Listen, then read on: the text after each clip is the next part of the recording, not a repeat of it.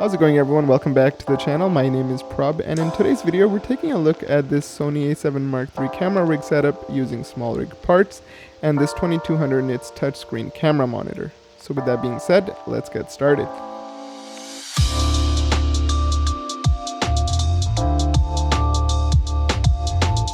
Now let's start off by talking about the main part of this camera setup, which is this half cage in the center.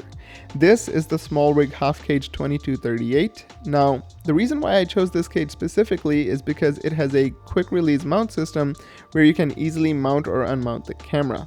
The A7 Mark III is a hybrid camera. It can do both great photography and record amazing video. That's why I use it for both tasks. But if I'm shooting video, I definitely feel the need of having a cage.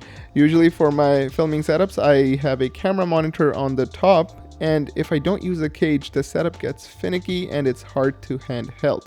Especially when you're dealing with a micro HDMI port, which can easily get damaged if not dealt with properly.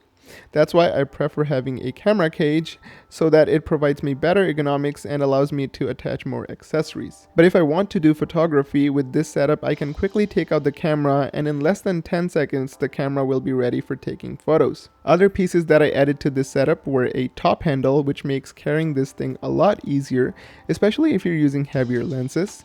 Something that I would highly recommend you guys add to this setup is this HDMI cable locking mechanism.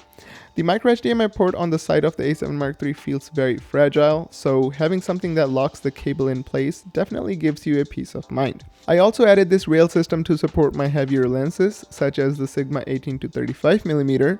It's not necessary, but I feel like it allows room for the attachment of a lot of accessories for the future, such as a matte box, or a battery pack, or maybe even a follow focus system.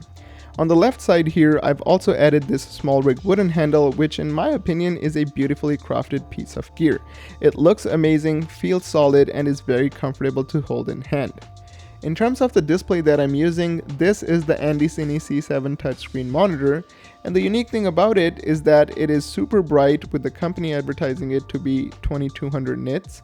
Now, I don't have any way to measure that, but I can say that you can use this in bright sunlight without a sun hood. However, because the screen is glossy, reflections are still an issue, so an included sun hood would have been nice, but it's not provided in the box. So a few highlights of this monitor are that you can swipe your finger on the screen to adjust the brightness. There are customizable buttons and a wheel on the top to which you can assign different functionalities. I have mine set to toggle false color, apply a LUT, see the scopes, or zoom in to check focus. In terms of batteries, you can use this with a single battery, and since there are 2 slots, you can hot swap the batteries for continuous usage.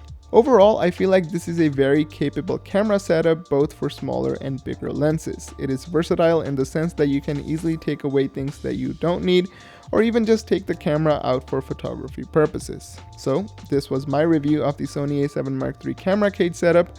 Please let me know your thoughts in the comment section down below. Thank you for watching, and I will see you guys in the next one.